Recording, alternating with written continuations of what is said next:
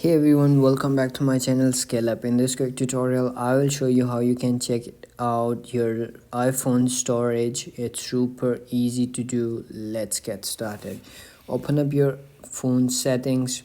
So you will see this option over here. You have to simply scroll up and you will see this general. Click on that. Then you will see this third option called iPhone storage. Once you click on that, you will see this option over here. So like you will get all the details of your iPhone.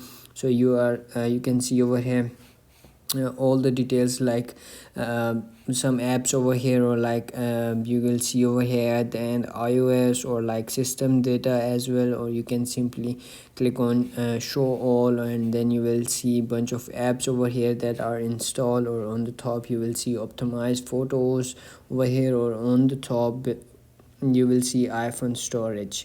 Like you can see over here on this line, you will see application, photos, iOS or system data as well, you can see. So that's it. That's how you can check it out. If you found this video helpful, don't forget to like my video, subscribe my channel Scale Up, and also drop me a comment for more tips and tricks videos. Thanks for watching. See you in the next video. Have a nice day. Bye bye.